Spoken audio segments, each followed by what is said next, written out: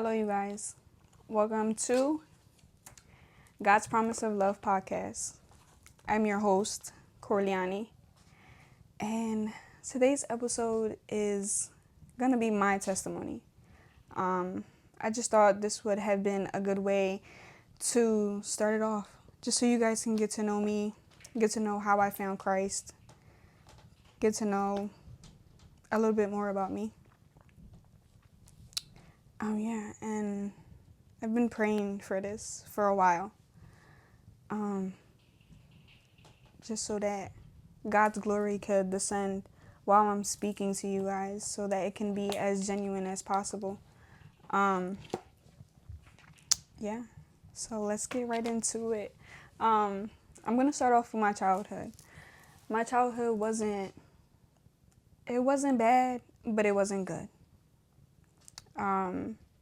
We didn't have God in the center of our lives, so it didn't go the way it was supposed to go. I'm going to start it off with my mom, because my mom knew of God. My mom knew of God, but she didn't know him. And we had my cousins around, and we had, people around us that spoke about God, but they didn't really make that impact in our lives for us to seek him. So my mom, knowing it, she didn't really talk to us about it. She didn't, tell us, hey, you have to do this because this is wrong or this is right. So it didn't really I didn't care. I didn't really care. I grew up in a household of just me and my little sister. It was just me, my sister, and my mom, because my dad was in the picture for a little bit and then he ended up leaving. I remember I was about 2, 3, around there, and the scene of my dad leaving has been stuck in my head for ever. I remember this day so vividly. He was arguing with my mom, and my mom closed us into a room. And when she closed us into that room, it was just me and my little sister, and my sister was crying, and she was a baby, and I didn't know what to do with her. So I got out the room somehow, some way, mind you. She locked us in the room. I got out, and I opened my mom's door, and all I see is my dad jumping out of the window. And he jumped in that window. I'm out of that window, and he left. And he left, and he didn't come back. He didn't come back at all. And that played a huge impact in my childhood, because I always wanted that father-daughter bond, and I didn't really have it. I didn't have it at all. And my mom, she had to sacrifice a lot for us to make ends meet. As a single parent, playing both mother and father roles, she really she held it down. She held it down. But to look at it now, it's wow, God really had her back throughout it all, and we're so grateful. Sorry, I'm looking at my notes. And then that happened, and a few years went by. And once those years go by, I started to get more into church. I started to take part in church. I started to sing.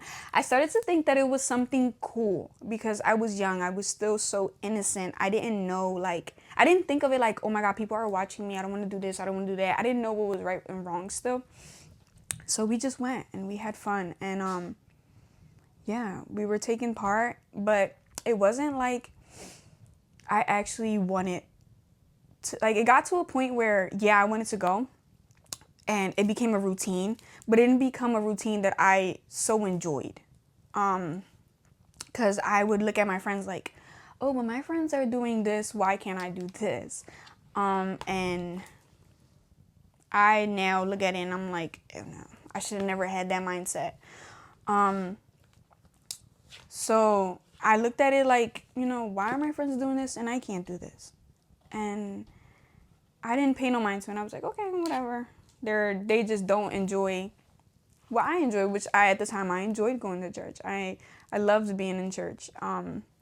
We went to so many retreats and stuff, and it was cool. And then freshman year came, and that's the teenage stage. That's when you start to try everything and anything. And yeah, I literally just I tried everything, like the drama. I was in so much drama. I picked the wrong friend group. I went from friend group to friend group to friend group, and it was just drama after drama after drama. And from freshman year to my junior year, because COVID hit senior, so I didn't finish my senior year, it was just a lot of drama. And I joined the softball team, and I tried to like distract myself from the drama, but it was just a lot still going on. Like so much drama. Even on the softball team, there was so much drama. And yeah, I just kept going to school and just, in and out of church. And it came a time where my dad had passed away. This was in 2015. My dad passed away, and it hit me hard, I'm not gonna lie, because like I said, I wanted that father-daughter relationship. I tried so hard. Like, my mom sent me to Puerto Rico for like a whole month. Well, the intentions were to be a whole month because I asked for that. I wanted that. And when I got there, I just wanted to be with my dad. I wanted it to just be me and him. And it got to a point where he didn't want that. He didn't want that at all. And I've always wanted to be next to him. And he showed me that he had more important things, which were females and his music and just doing him. So I remember I got into an argument with him, and I called my mom, and I'm like, I want to go home. I want to go home now. And literally the next day, we left. We left Puerto Rico, and I regret that. I regret that after he passed away. I regret it so much because I feel like I should have been more appreciative of that time and not had that anger in me the way that I did over one simple argument. But it happened, and my dad passed away, and I fell into a really bad depression. Yeah. I fell into a really bad depression where the suicidal thoughts didn't become thoughts. They became tries. They became like, okay, I'm gonna do this. And I remember I started cutting myself on my thighs, on my arms, places where I didn't want people to see, and I didn't want to see either. But when I would take my clothes off, it was just like, why are you doing this? Why are you doing this? And I just felt like having that regretment of like, wow, I should have appreciated more time. It just stuck with me. And then when he passed away, it hit harder. Like, it really hit home. And the depression came over me, but I was still going to church, and I just didn't want to be there. Like, I would go, and I just wanted to hurry up and get out of the service. I just went to satisfy my grandma because she was like, you need to go, you need to go. And it became like a forceful thing. And I remember I kept telling God, like, I need you to take this away from me. I need you to take these thoughts away from me. I need you to take this pain away from me. I need you to do something for me to change. Like, I kept asking God for that encounter, and he was so quiet. He was so quiet with me, and I was just like, okay, no one's listening to me. And that's when the smoking started. That's when I was introduced to drugs, and I lost myself in it. But I was still going to church, and I was so lukewarm. It was just looking back at it, it was like, wow, like, I can't believe God still had so much love for me after doing all these things. So I remember one youth service, there was this pastor preacher on the altar, and he called me out, and he's like, come take part. And me having all that pain, I don't want to go up there and take part. I didn't want to show man that I was happy when in all reality I wasn't happy. And it wasn't because of God. It was just because of me, my internal feelings where I don't want to be here. I want to be in my room. I want to be smoking a blunt. I want to be just doing something to fill the void that I needed to be filled.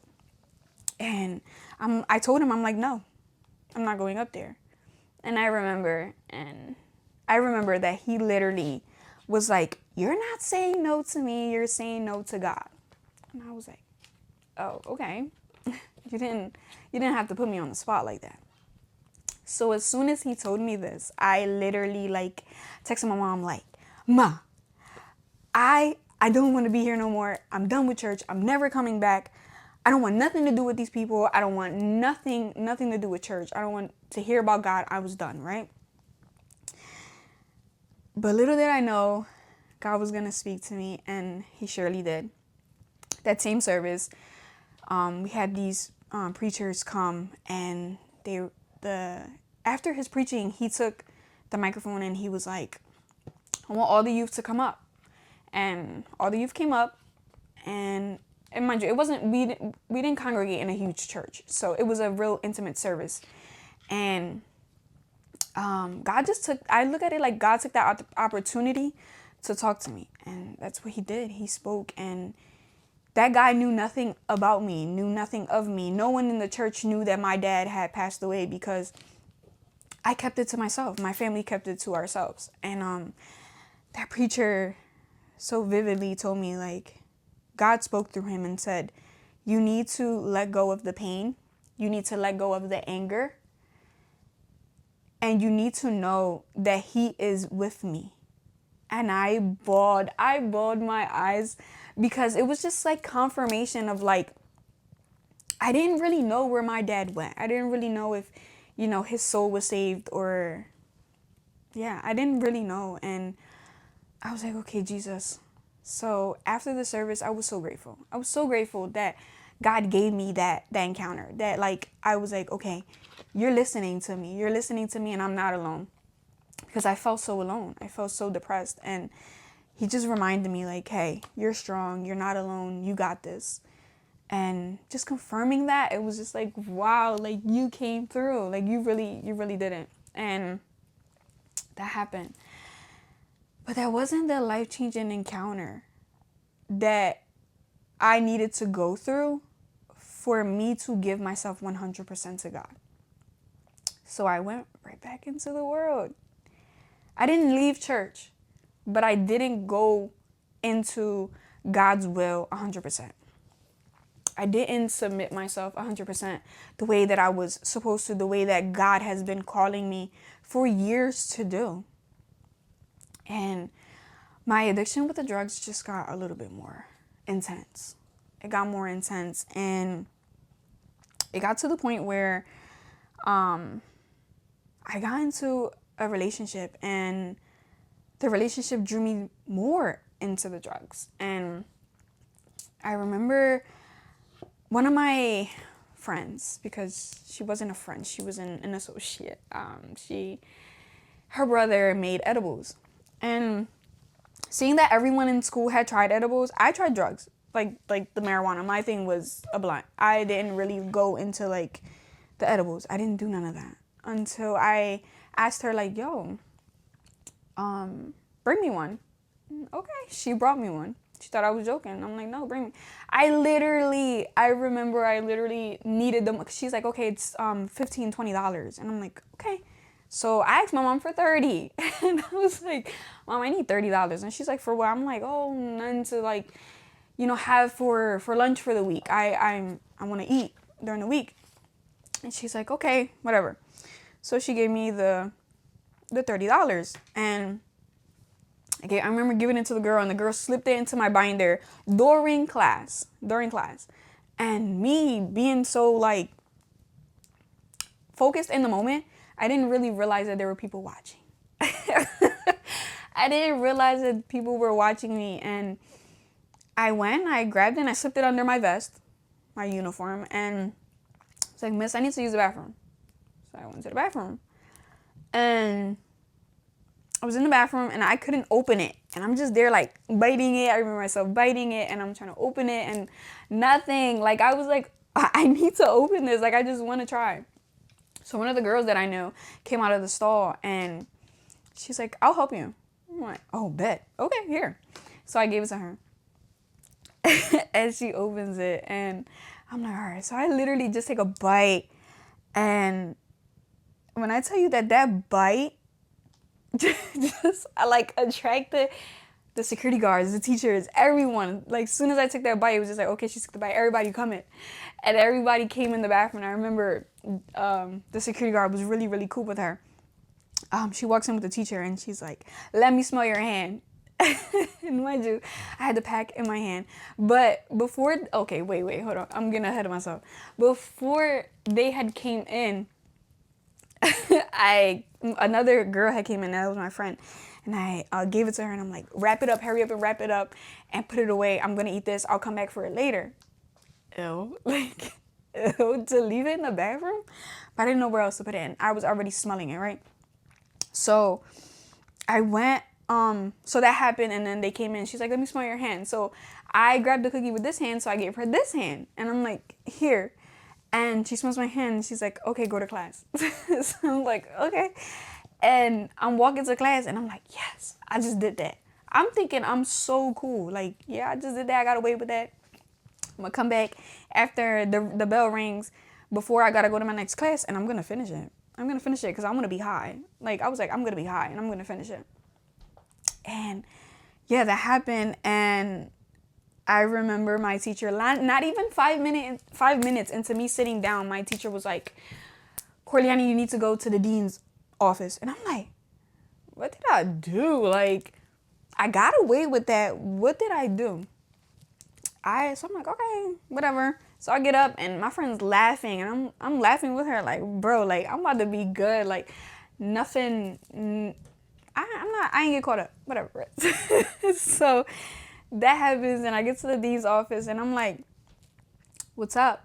He's like, Corleone, sit down. And I'm like, okay. Mind you, I had braces at the time, and I'm like, okay. He's like, your parents are on their way. I'm like, what did I do? And he was like, did you just consume marijuana on school premises? And I'm like, no, I didn't. Not at all. And he's like, okay. When your parents get here, we're going to see about that. So I'm like, all right, cool. So I'm sitting there. I was so nervous because deep down inside, I knew that I was wrong. I knew. And I'm like, but I'm still like, no, I'm going to get away with this. I'm going to get away with this.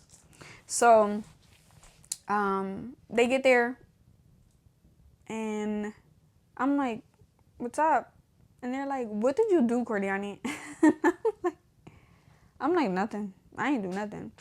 So my mom was like, all right, we're going to talk when we get home. Mind you, the dean had already looked at the cameras, spoke to whoever ratted me out or like snitched on me. So I had no backup. Like, I had nobody to be like, no, she's innocent. It was just my spoken word and that person's spoken word. And no one believed me. No one believed me, but I thought everybody was believing me. So we walk outside. My mom looks at me and she's like, let me see your teeth. Let me see your teeth. And I'm like, no, you're weird. I'm not showing you my teeth. So she's like, let me see your teeth. So I'm like, okay. So she looks and she sees that I had all of the cookie like bits in my braces. And I'm like, oh my God. She's like, all right, we're going to talk when we get home.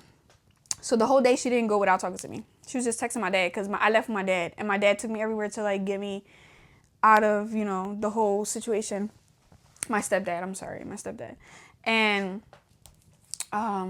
yeah, so at the end of the day, I get home and she's like, yo, like, what are you doing? And I'm like, nothing. And she's like, I need you to take this drug test. So I'm like, all right. So I take the drug test. It comes back negative. And I'm like, yes, I just got away with this. So I'm like, see, I told you, I didn't do nothing. And she's like, okay, Corleone, what does this say now? It said positive. And I'm like, no, that's wrong. No, that's wrong. I swear that's wrong. My mom starts pounding me, bro. She starts hitting me so bad. And she's pregnant with my little brother. So, one, I'm not going to hit my mom back. And two, she's pregnant with my little brother. So, I'm like, all right. So, I was just there getting all the hits, getting all the yells. And I'm like, okay. So, I went to my room and I started bawling, crying. And I'm like, why did I just do this? Like, I feel so bad. Like, I'm such a horrible daughter. Whatever. And then a week goes and I'm like, all right, I'm not. Like, I put myself on strike. I'm like, I'm not going to touch the weed. I'm not going to do it. And I did it because every time I would be with my partner, it got intense. It got intense, and it got to the point where the lifestyle that this person, my partner at the time, was living, I adapted to it. And I didn't notice it at the time, but everyone noticed it. And I literally, like, I fell into everything that he was doing, and I was like, okay, this is awesome. And this is something that I want to do because it was fast money. It was fast money. And I was like, I don't need to ever work after doing all of this. And yeah. So senior year went by and it was COVID. So I wasn't really in school. So I graduated through online. And after graduating online, I started college. I went to Cabrini. The first few months were pretty good. They were awesome. I loved going to school every day, being with my friends. But they weren't really the friends that I needed. They were friends that at the time I didn't know, but as I look back, they were friends who influenced the lifestyle that I was already living. So I remember the one girl, she's like, do you know anybody who sells edibles? And I'm like, no, but I know someone who sells drugs. And she's like, okay, well, ask that person if they sell. So I started searching up like Instagrams just to be cool, just to fit in. Like, I literally had this image that I needed to fit in. Like, if I wasn't doing what they were doing, they were going to criticize me. They were going to tell me like, oh, you don't do this, you're weird, you can't go out, you can't do this, you can't. So I'm like, okay. So I found, I didn't find nobody. And I'm like, all right, I can't find nobody and I don't really want this. I want to keep this friend. Like, I want to keep this friend. So I went and I told someone like, hey, let's try this. Let's try making this. So we made it. That's when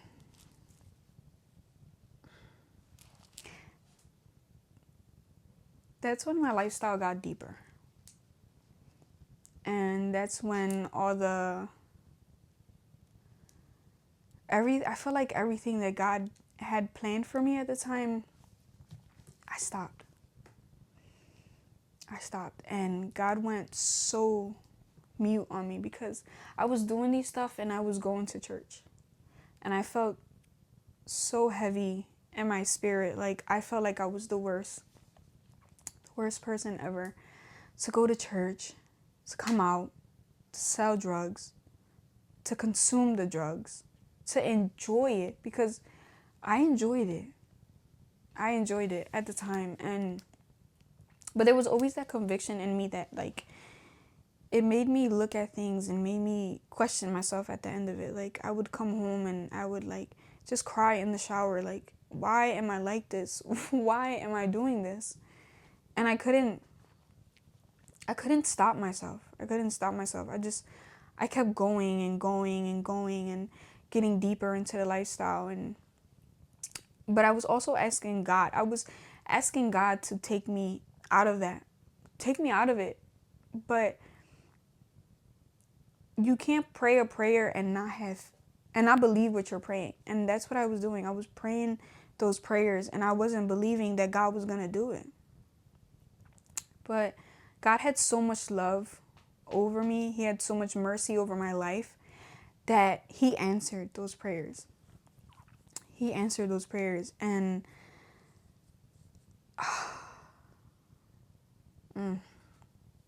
so I lost my virginity at 18.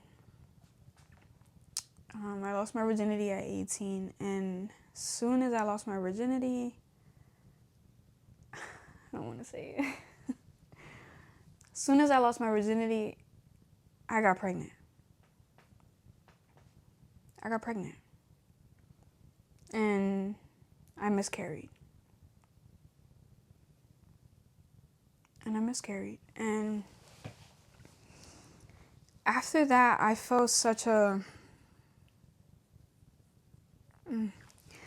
weight on my shoulders, such a darkness in my life, because I would have been a mom, and I looked at it like it just wasn't my time, and I kept trying. I told myself that I wanted a kid, because I felt like with having that miscarriage, something was gonna fill the void, the hurt. Something was gonna that baby was gonna do it, and I was like, okay, if that baby was gonna fill my if I tried everything, if I tried the weed, if I tried alcohol, if I tried everything, and if I got pregnant, what if that baby was supposed to fill my void? So I kept questioning it, and I'm like, okay, so I tried to have a baby. I tried, and I was like, all right, I want to have a baby. And I remember it being 6 months, 7 months, 8 months went by, and no baby. And I'm like, okay. And I still felt so like heavy. I'm like, all right. So I stopped trying, and I fell back into the weed. I fell back into the drugs, because when I was trying for baby, I stopped. I let go of the drugs. I let go of the drugs. I let go of the alcohol. I put a pause on it for those 8 months, and I was like, all right, if I can't get the baby, I'm gonna go back. And I was so ignorant. And I was like, all right. So I went back to the drugs, to the alcohol. I was having fun.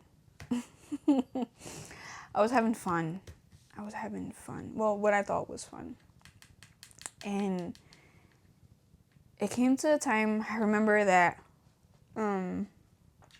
I was out with my partner at the time, and we were at a car meet, and I was drinking alcohol, and I was smoking my hookah, because after I stopped trying for a baby, I got addicted to like smoking hookah every day. Like I would smoke hookah every day, everywhere. Like if we would go to the parks and stuff, like without my mom being around,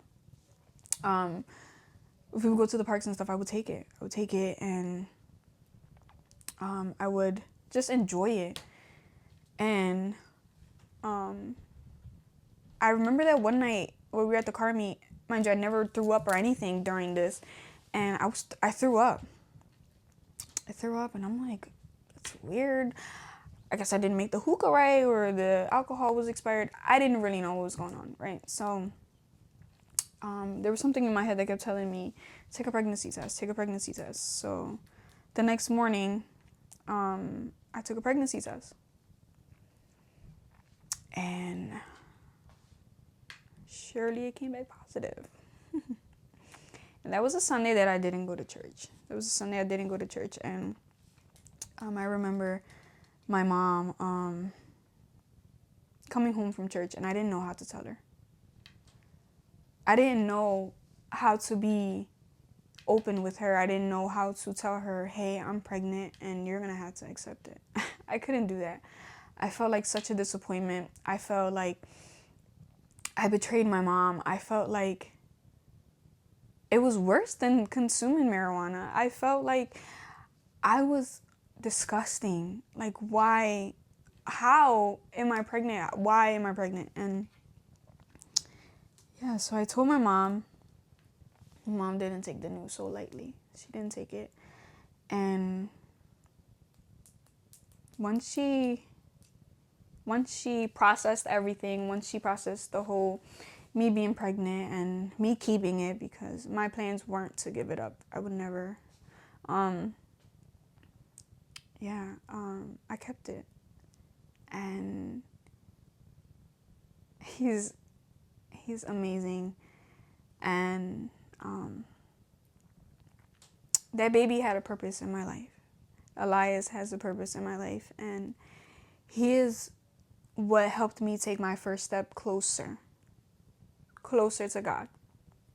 Because at 6 months pregnant, Elias was diagnosed with club feet. And we didn't know where this came from. And everyone kept saying it was genetic, and I didn't know. From what side was it genetic from? And I kept telling God, like, I don't want this baby to come out like this. I don't want him to be in pain like this. I don't want him to suffer. If this is the blessing that you're sending me, why are you sending me him like this?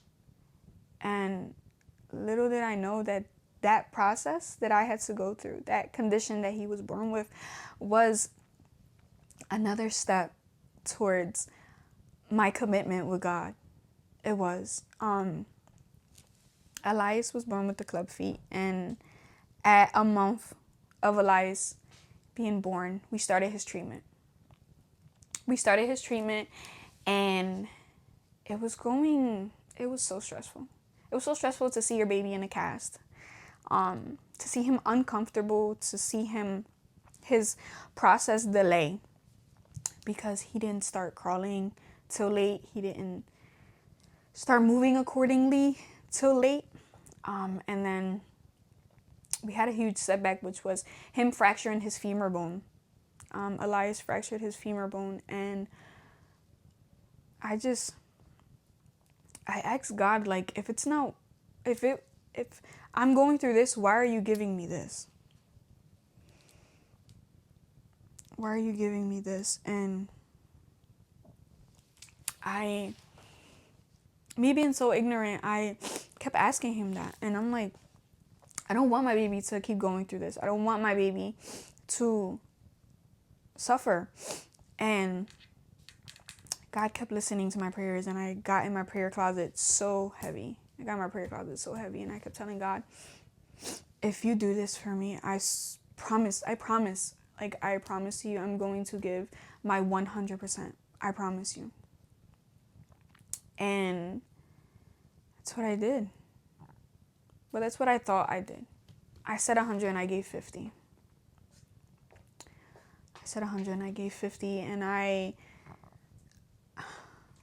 got in my prayer closet and I told God, like, do this for me. And we kept going through the process. He got his Achilles tendon. I don't know if I'm saying that right, but he got the little snippet surgery in the back, which would extend his foot, to strain it out, to be a little bit more flexible. And God showed his glory through that. My baby was so good after that. And he was and then after the cast process, he was supposed to wear his little boot. And oh my God, that is where my faith came into play, because I had so many setbacks with that. Because I believed in the prayer that I prayed to God, that God is going to do this. God's going to do this. I don't need to keep putting my hand in. God is going to do this. Why am I listening to man? God's going to do this. And my partner at the time, his faith was so little that he said he believed, but he didn't really believe that God was going to do it, that God had already healed my baby. He didn't believe. So that kept playing a part in my faith, and it kept affecting me, because it's like, wait, he made it seem like, oh, but if he was already healed, his feet wouldn't look like that, or his feet wouldn't keep relapsing like that. And I just kept like, oh, you're right. But then another part was like, let God keep doing it. It's at his timing, not mine. And when you give everything to God, and when you let him do it without putting your hand in, without getting in the way of his works, he's going to make it happen. And that's what it came to a point where I was like, all right, God, you got it.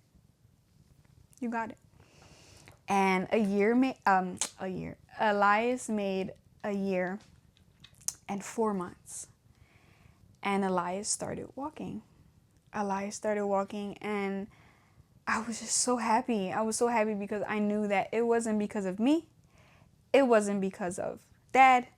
It wasn't because of the doctors, it was not because of that boot. It was not because I didn't put it on him as much as it needed to be on him. It wasn't because of none of that. It was because of God. It was because of my prayers. It was because I gave it 100% to God, and God came through. And I was just so happy, and I was like, okay. And then that was my next step. I was like, wow, God has been so good. God has shown his love over not only my life, but now my son's life. And it was just so good. It was so good. And then I was having problems at home.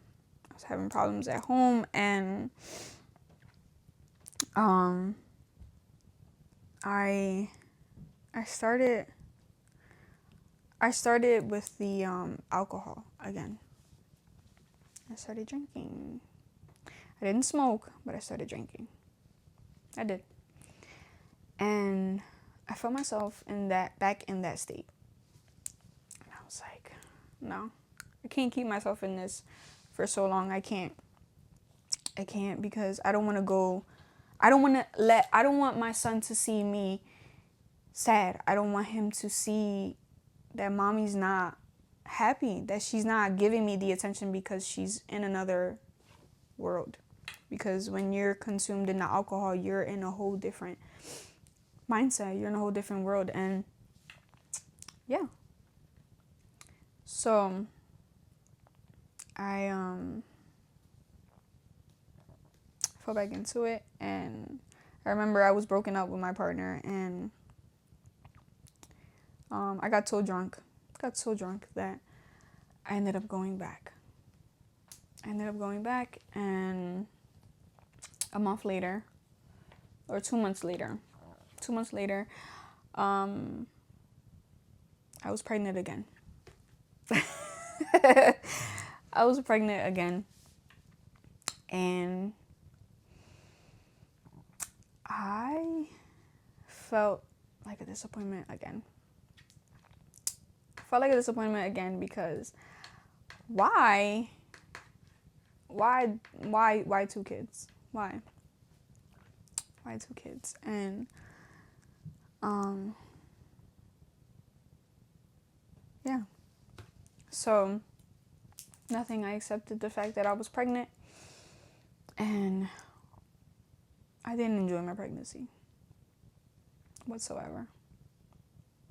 I didn't enjoy it. I didn't want to enjoy it. I didn't want to, I knew I had a baby inside my stomach. I knew that it was a blessing from God. I knew that, this baby wasn't a mistake. It wasn't a oops. It wasn't a coincidence. But I kept telling myself, I'm not going to enjoy my pregnancy. And I didn't enjoy it at all. And then my baby, I got a call. I was about 3-4 months pregnant, and I got a call from the doctors saying that, I forget the word, but there was a word that they told me that those levels were high. With those levels being high, my baby was going to come out with spinal defects. So his neck was going to be stuck to his chest or bent over because his spine wasn't going to be straight the way that it needs to be. And I remember getting this call at work, and I just started bawling my eyes out. And I'm like, why? I just finished going through this process with Elias. Why are you doing this to me again? Why am I going through this again? And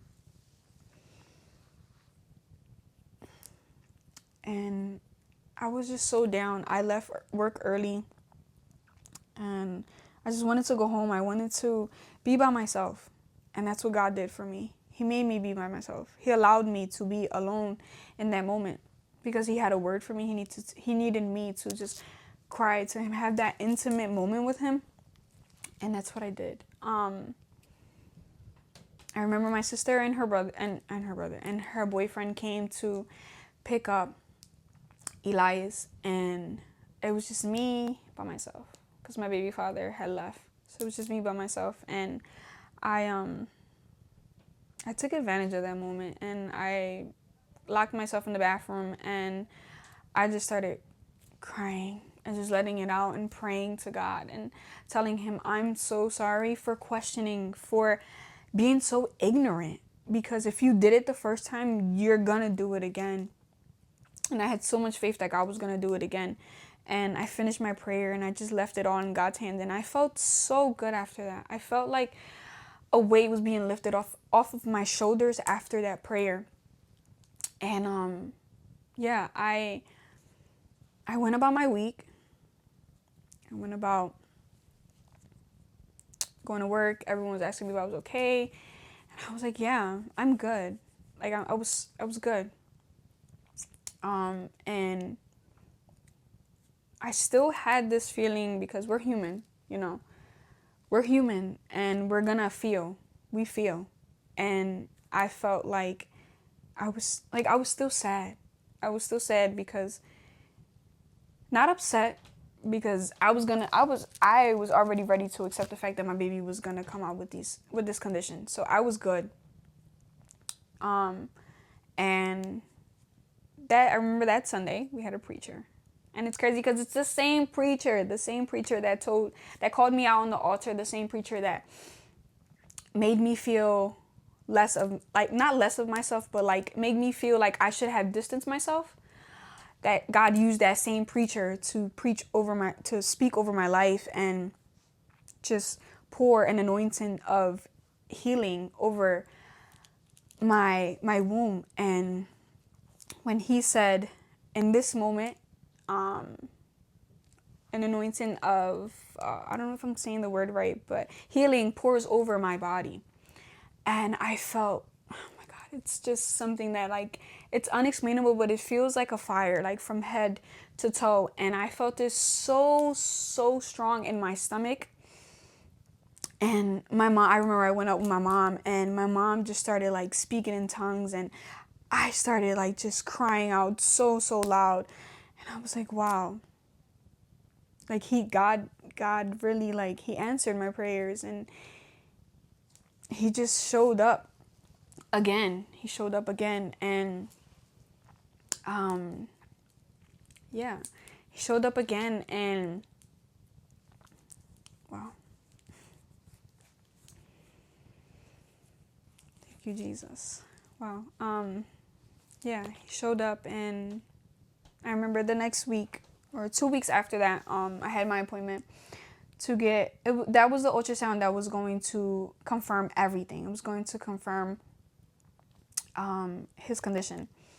And I remember going, and I was so happy to go to that appointment, because I knew, and I had 100% faith that God healed my baby in my womb.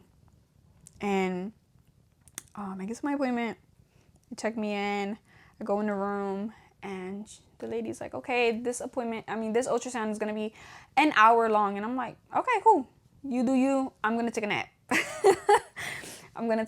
And I took a nap for like 10 minutes, and then I woke up and I'm like, is everything okay? And she's like, yeah.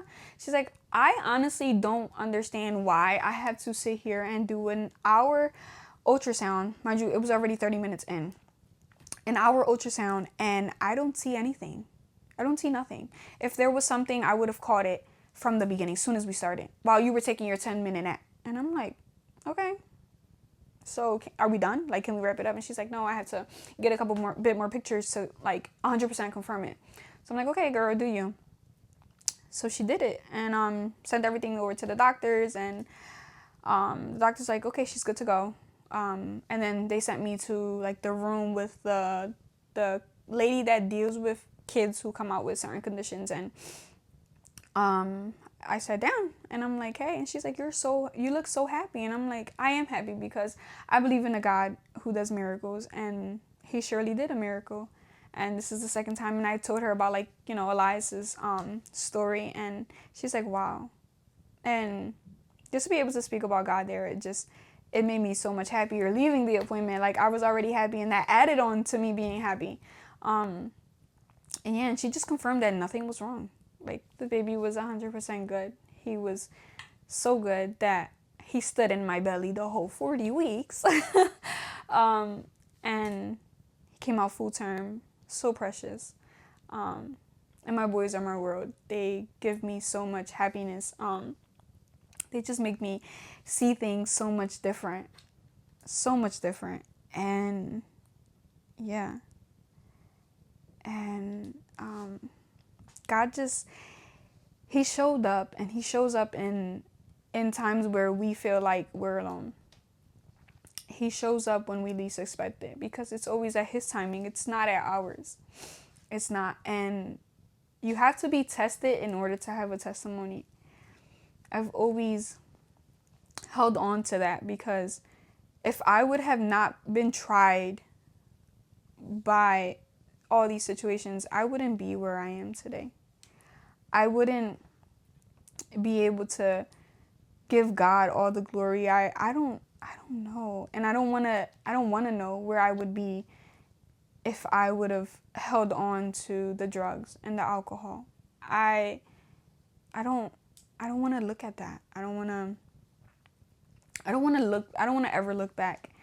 And I told God, "Hey, I'm ready. I'm ready for you to do what you need to do in me. I'm ready to give you my 100%." And that's what I'm doing. And I've been wanting to start this podcast forever. Forever. And it just wasn't God's timing. It wasn't at the time that he needed me to do it. And now is the time, and I'm so excited for God to just keep using me to speak to you guys. And now that I found my purpose in life, because I've tried everything. I've tried the drugs, the weed, the attention from men, the attention from friends who I always question God, like, why don't I have friends? Am I not supposed to have friends? Am I not cool enough to have friends? And the friends I picked out for myself weren't the friends that needed to be in my life during this season. They didn't need to be in my life during the seasons that God is gonna put me through. And I'm so thankful for that. Because if I would have held on to the friends that I've had before, I would be lost.